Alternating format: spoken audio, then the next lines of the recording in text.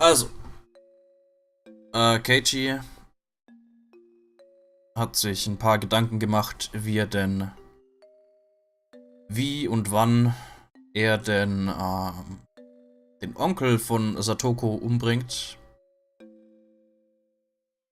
Und jetzt ist er dann da, an der Stelle, wo er sich überlegt, was er denn dann, nachdem er ihn umgebracht hat, mit der Leiche macht.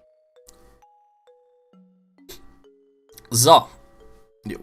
Also, disposing of the corpse. The ultimate way not to create a beginning was to not let the corpse be found. Das hat Keiichis Mutter ihm letztes Mal gesagt, als er sie gefragt hat, was denn das perfekte Verbrechen ist. Und da hat sie gemeint, perfektes Verbrechen hat nie angefangen. Heißt, wenn keiner davon erfährt, wird auch keiner irgendwie versuchen, den Täter herauszufinden. It was even more important than killing him. Thinking on it vaguely, the first thing that came to mind was the swamp. Ich sehe gerade, der Chat hat, glaube ich, irgendwie Probleme. Laden. Ja, gut, da ist er. Thinking on it vaguely, the first thing that came to mind was the swamp. Onigafuchi, the dreadful bottomless swamp revered even now, that appeared in the legends of Onigafuchi village. Yes, the swamp called Onigafuchi was here first, and then the village took its name to become Onigafuchi village. In other words, this swamp was the origin of Onigafuchi village. No one, no matter who it was, would float back to the surface of this bottomless swamp. Everyone would be swallowed down into the land of the demons below the earth. That was how the stories went. If I were trying to copy Oyashiro-sama's curse, then I felt that theory demanded If I was trying to copy Oyashiro-sama's curse, then I felt that theory demanded I discard the remains and the weapon into the swamp. But they may have said it's bottomless, but I didn't actually know. And people say large creatures like humans produce a lot of gas when they rot, granting a lot of bioyans, but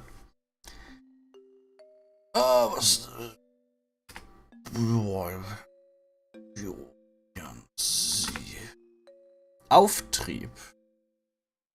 Buoyancy. Buoyancy, dankeschön. Granting a lot of buoyancy. It was why using fairly heavy objects to hold them people down didn't work. Come to think of it, with the curse the year before last, Rika-chan's mother drowned herself in the swamp. Hello, crazy. And the criminal behind the dismemberment that went missing the year of the first curse too. It was rumored he'd tried to discard the body in the swamp and accidentally drowned in it. I never heard of the corpse coming back up or them finding it. Then, shouldn't I choose to discard the corpse there too? I could discard the weapon there. And then, for example, if her uncle came out on a motorcycle and attacked, it would be convenient to get rid of the bike too. I knew that Satoko's uncle generally used a motorcycle for transportation. But as for the corpse, after a lot of worrying, I decided not to discard the corpse in the swamp. The drowning, suicide and accident were both rumors. Nobody knew if they'd actually happened. There were no lack of false rumors about the drowning suicide anyway. And it was possible the murderer hadn't drowned there and was still on the run. That meant no one had ever confirmed the corpse being dropped in there and then not coming back up. Then what would I do with the body? I thought it might be interesting to go with the first incident, cut him to pieces and hide him. but the preparation and work for dismembering a human body would be difficult given the amount of time I had. With that out of the question, I arrived at the conclusion to go with the more orthodox method of burying the corpse. Then where I would bury it was a question related to where I would kill him. Of course, I wanted to keep my time in proximity to the body at a minimum. With that in mind, I would want to dig the hole to dump the body in beforehand, and to make the location of the act and the hole close together. The choice of where to plan the crime. That I needed to be absolutely careful and thorough with. It had to be somewhere nobody would witness it, and a place with hiding places for a sneak attack. I could dig a hole for the body right there. I go over the possibilities in my head of the various destinations her uncle would head to from Satoko's house. I imagined a map of the area in my head, and then I found a place that fulfilled those conditions so easily it was almost unbelievable. A bit of a back road that went through the woods. I didn't think her uncle would go deeper into the mountains of Higurashi on a whim. If he was going somewhere, he'd pass through these woods first. Nobody used this back way, unless they had something to do at Satoko's house or one of two other places. This path was fantastically ideal, as few people used it. I would wait for him in these woods. Would an ambush actually be possible? I went into the trees and tried really hiding myself in a few places. It was extremely quiet. My senses could be sharpened here to the maximum amount. Hello, Queenie. I didn't know when he'd come, but I'd wait right here for Satoko's uncle. I actually had some trouble coming to that decision. The question arose of whether I should somehow call the man out. Was there a risk I'd be taking by luring him here? That man made Satoko do all the shopping and errands. He seldom left on his own business.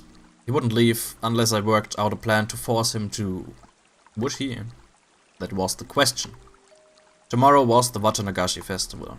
Would he go out for the festival or would he stay inside? If he stayed inside, how would I drag him out of his house? That's right. Wouldn't he make Satoko go to the festival? Satoko would go to the festival. Meanwhile, I would call the man. This is the Okinomiya police station. We have the young lady from your house. Could you come and pick her up immediately?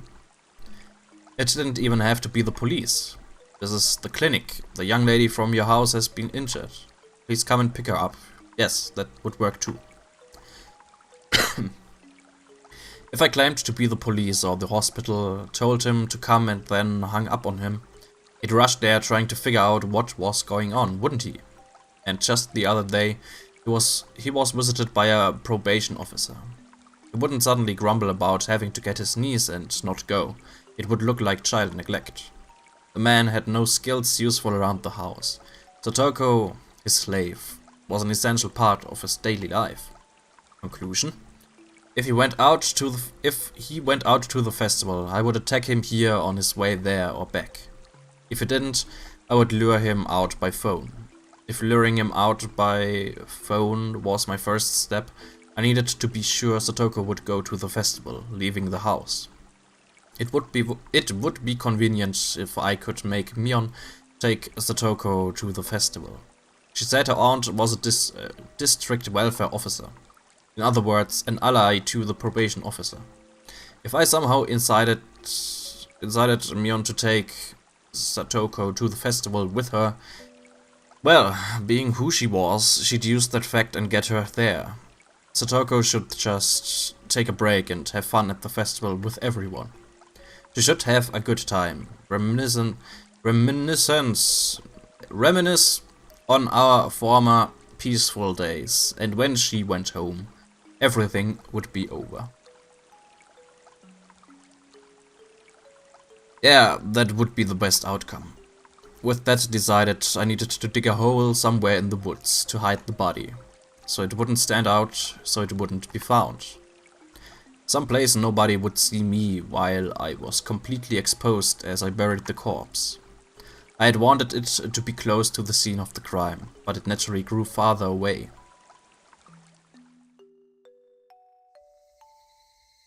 Deep in the bosom of the Black Forest, the voices of the Higurashi were the only sounds here, informing me that people shouldn't indiscreetly set foot in this place. Digging a hole, huh? Digging a hole with so many tree roots crawling around the ground would be far more difficult than I'd envisioned there. I snuck a gardening spade out here in my bag, but that wouldn't be enough. Still, as I looked into various approaches, I managed to find a place I could dig into. Tomorrow, I'd bring a real shovel from the storeroom at home. I'd managed with that. I wondered how big a hole would have to be to fit a human all the way into it. I'd probably have to dig pretty deep down. But if I was slipshod in these efforts, I'd let a beginning occur. I absolutely couldn't allow that. Use any amount of time you need to. I mustn't spare any effort to utterly erase him. I glanced at my wristwatch. It was a little past 6. This was probably all I was going to get done here for today. I really wanted to dig the hole in advance tonight, even if it got dark out.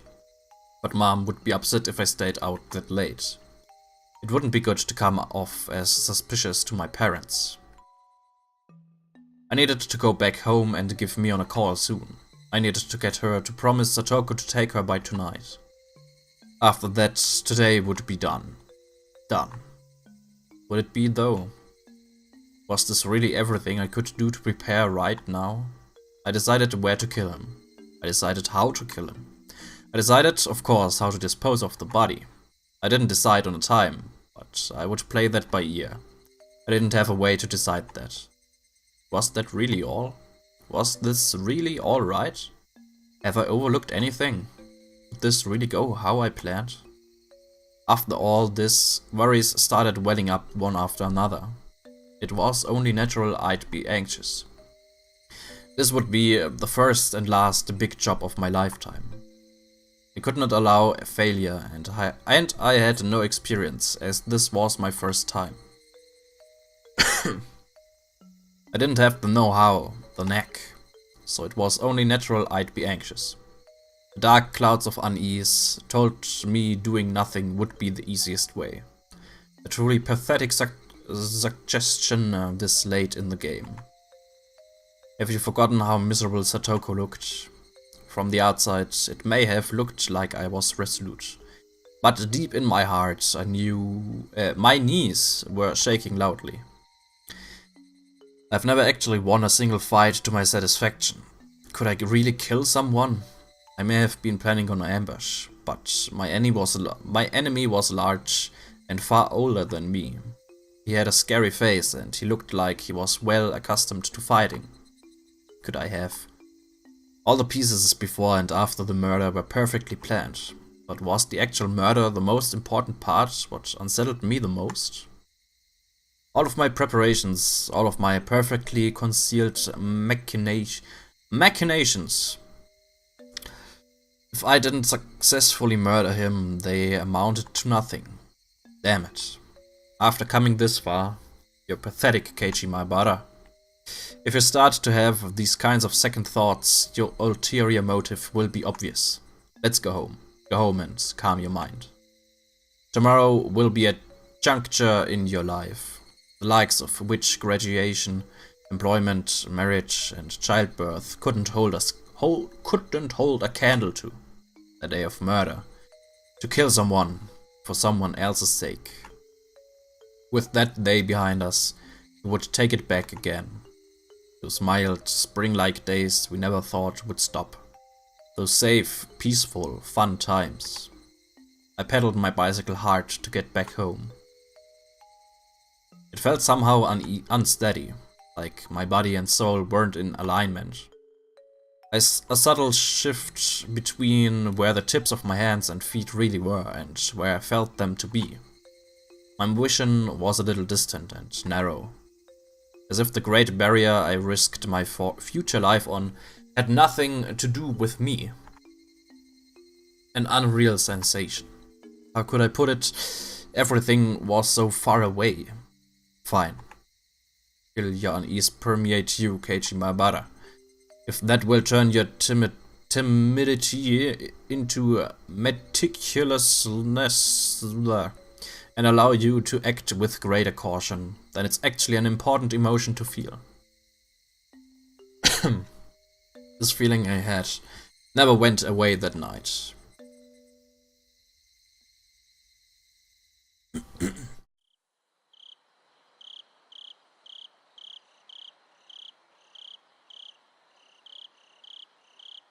It was the first time I'd be calling Mion's house. I searched for her in the phone book the school gave me, then dialed a short phone number, the kind unique to remote places.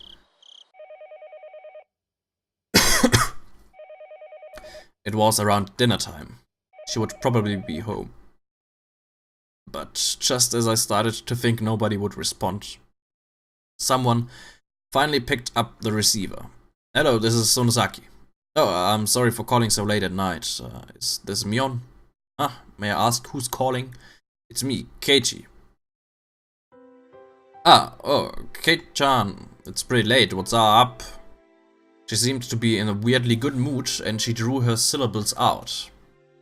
Right, it's the night before tomorrow's festival, so she's probably with her family having some drinks. Sorry for the late call. Do you have time right now? Sure, what is it? It's about Satoko. I heard her draw in a small breath on the other end.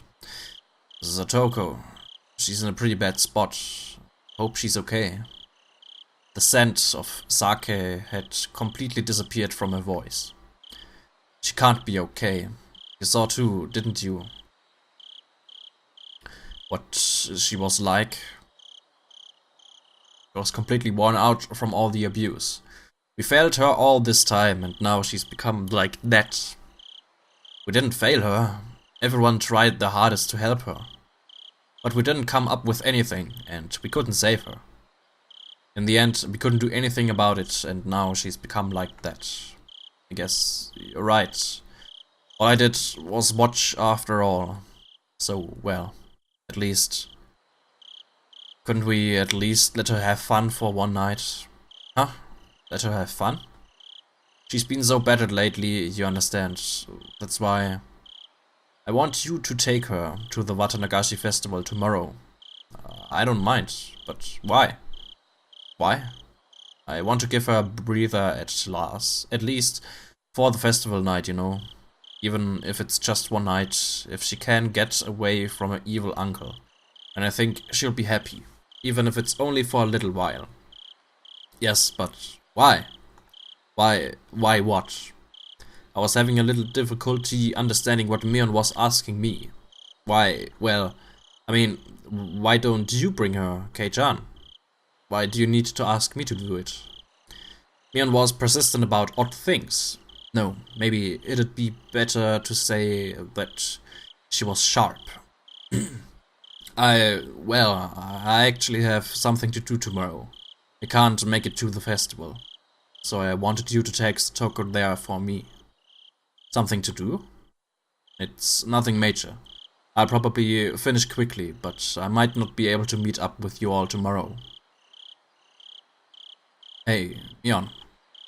Could I leave Satoko to you just for tomorrow night? Mion took a long time to give her reply. I got the feeling that Mion had been acting weird for a while now, like she was flustered by emotions or something. No. Huh? Was that a sob? Mion? Are you crying? I said, no, I don't want to. I don't want you to push this onto someone like me. I'm not trying to push anything onto you. It's just for tomorrow night. It was a lie. What? Mion, what was she talking about? Saying it's just for the night of Watanagashi, and then it was forever. Liar. Aha. Ahahaha. But I guess we're even, huh? I couldn't keep the promise I made with you. I left her alone. Alone all this time. I had no idea what to say to that. Mion was clearly now talking to someone other than me. I didn't know who. All I could do was listen to her in a daze. You never came back after that, and now you called me again to push her onto me. You're so unfair. Hey, you're Satoshi-kun, aren't you? Mion, what are you talking about? When I said her name, whatever spell was on Mion was released. I'm sorry, it's nothing. It's just that I got a phone call a lot like the one you're making now, a long time ago. Was it from Satoshi? Mion didn't answer. All I could hear were sobs coming through the receiver. Sorry, I think I'm still a little tipsy. I got all weirdly emotional. Sorry, I probably scared you. I had no idea how it happened, but I was pretty sure that last year on this very day, Satoshi had called Mion and told her to bring Satoko to the festival. And when she asked why he needed her to do it, he replied the same way I just did. Satoshi didn't go to the festival, did he? Yeah. He said he had something to do and couldn't make it. And he told me to take Satoko there in his place. At the time, Satoshi said it too, didn't he? That he'd leave Satoko to you. Yeah, he did. Just for tomorrow night. The way you said it was just like how he did. I just got a little upset, caught up in a memory and all. I didn't expect this. Satoshi had given her the exact same phone call 1 year ago today. Mion kept going after that he was lying. That he told her it would only be for the night of the festival. I get it. A few days later, Satoshi, he disappeared. Disappeared might have been a rather vague way to put it. Whether he ran away or not, Satoshi left, abandoning Satoko. Yes, he didn't transfer, run away from home. He disappeared. And then an idea far more indistinct than even fog crossed my mind. Satoshi made exactly the same phone call as me last year. Why would Satoshi make the exact same call? If, in the truest sense, he really made the exact same phone call as I am right now. Then the incident where their aunt was beaten to death. Could it... Was Satoshi... Huh? What was it? What was that? Last year. Satoko had been constantly abused by her uncle's wife, their aunt too. Her aunt abused her the most, and on that night, in the name of Oyashiro-sama's curse, she was taken from this world. If I thought about that, everything made perfect sense, didn't it? Last year, Satoko's aunt was beaten to death, wasn't she? Would it be impossible for Satoshi to have? No, but that would mean... But then Satoshi, he was a coward who abandoned Satoko and ran away, wasn't he? How could Satoshi resolve himself to kill a person to save Satoko? It was unthinkable. I actually considered that as well. Though it'd be mean to Satoshi.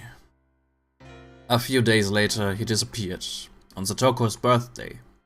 When I first heard it, I flew into a rage. What a cruel day to have run away on. But now that I thought about it like this, the story changed completely. Satoshi had probably been even less calm than I was now. He was a big brother, related by blood, watching his little sister be abused day in and day out. Maybe that's why he couldn't keep calm. And that was why the corpse of their aunt, beaten to death, was so easily discovered. Satoshi lost himself in his anger and hadn't hidden the corpse. He'd permitted a beginning to occur. Blah. Ich kann heute nicht anständig lesen. Wie immer halt. If the police conducted a full-blown investigation, it was easy to imagine they wouldn't take long to pin down Satoshi as the culprit. Satoshi, he wished for a return to peaceful days with Satoko, and though he achieved it for a time, he had been steadily driven into a corner. And then he wanted to at least hold out until Satoko's birthday, but finally they nailed him. At the time, Satoshi had been carrying the savings he'd amassed to buy Satoko a giant stuffed animal for a birthday present. He would buy the stuffed animal as a gift and then get caught. Or he could use the money and disappear. That was the choice he had been forced to make. And he decided not to make Satoko the sister of a murderer. If that was the case, then it must have been an unspeakably bitter decision. All that money he'd saved wanting to see Satoko happy, he had to use it to make her sad. And he used the savings and disappeared to Tokyo if the rumors were true. Was that how Satoshi disappeared? I don't know. That Uishi guy seems to think that way, though. Uishi. Had he been slowly driven into a corner by that repulsive man's pig-headed pursuit? The circumstantial evidence is all there, but I think your deduction is wrong. They caught some crazy drug addict somewhere in the prefecture, and he apparently turned himself in for the crime. That was right. The deviant had confessed and the incident was solved. They said he really was just a crazy person, and that he had no ties to Hinamizawa. And no relationship with Satoshi, of course. I mean, I have a pretty hard time believing the guy would lie in Satoshi's place. He couldn't just arbitrarily decide like that. You never know where or how humans are tied together. If that guy took the blame, then it was the perfect crime. Of course, if it was really a perfect crime, there would have been no reason for Satoshi to vanish. Plus, I don't think Satoshi had the kind of money to run away. That day he withdrew all his savings. No matter how I tell this to, nobody believes me, but that stuffed animal he said he was buying for Satoko, it was gone from the display, sold. Must have been Satoshi. Wait a minute. If he didn't use the money to flee and bought the stuffed animal instead, he would have gone back to Satoko, wouldn't he? It seems unbelievable he'd buy it and then disappear without having given it to her. Yeah. So, now I don't know what happened. It would be one thing if he had the money, but if he used all his savings on it, he'd be totally broke. You can't live a life on the run without money in this world. I didn't get it. After all that, I was understanding Satoshi less and less. The two of us fell silent. I couldn't remember how we even got on this topic. Sorry. I think we got off topic. Satoko, right? Don't worry, I actually already invited her. Huh? Serious? When everyone went to the shrine to prepare for the festival, we started talking about getting Satoko to the festival itself. So then I used the phone at the assembly hall to invite her. Her uncle was acting distant and didn't seem to care at all, but in any case, we got the okay from him. We decided to all meet up and go together tomorrow. You okay with that? Satoshi? Stupid, I'm not Satoshi. I was a little relieved. I hadn't needed to make the phone call. Satoko had already been invited to the festival. And not in a way that smelled of blood. A way to leave her uncle alone to create time for me to kill him. They purely wanted Satoko to enjoy herself, so they invited her. In the end, it was the same. But I was happy for that slight difference. Sorry. I guess I didn't need to call then. First yesterday, now today. Sorry for saying such weird things. Just forget about it.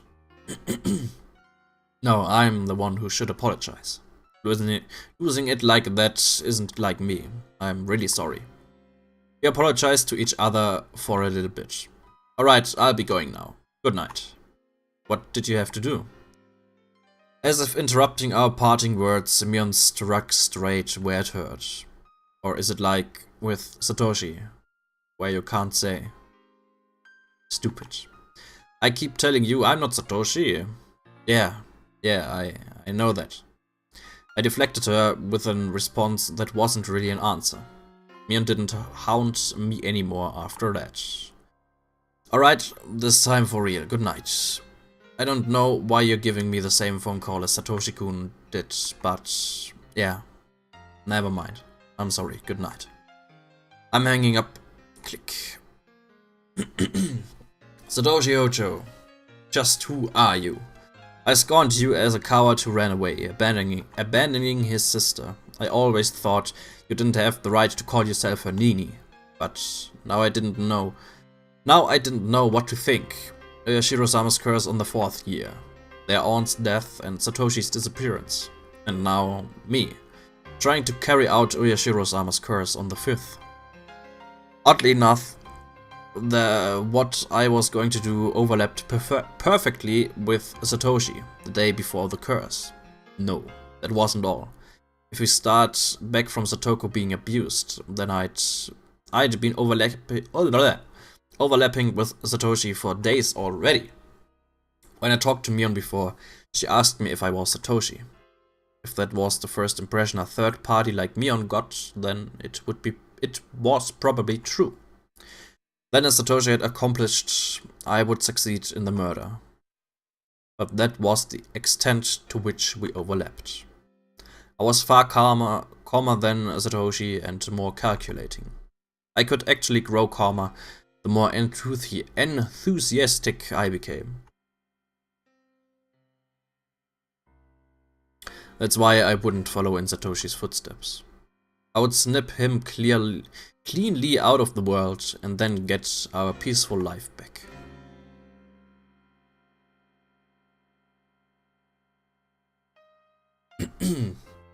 Maybe Satoshi had been with me ever since I chose to use Satoshi's bed as my weapon. No, maybe even longer than that. When I decided I'd be her Nini, maybe Satoshi had been residing with me then too. Satoshi, were you really a coward? Or are you a true Nini even now? The kind worthy of Satoku's love. I'd never met him, never spoken to him, didn't even know his face, and yet I felt so connected to him. I'd never felt that way before. War's das? Das war's. Okay. So, beim nächsten Mal. Entweder beim nächsten Mal oder beim übernächsten Mal. Auf jeden Fall im nächsten Kapitel. Stirbt wahrscheinlich dann der Onkel. Oder zumindest versucht Keiji seinen Plan umzusetzen und so weiter. Jo. Das erfahren wir dann beim nächsten Mal. Ende von Kapitel 9. Bleibt eigentlich nur noch, also wenn es so wie bei den anderen ist, bleibt nur noch 10, 11 und 12. Das sind 3 Kapitel. Heißt knapp 6, 7 Wochen sind wir dann soweit fertig mit dem Zeug. Jo. Okay.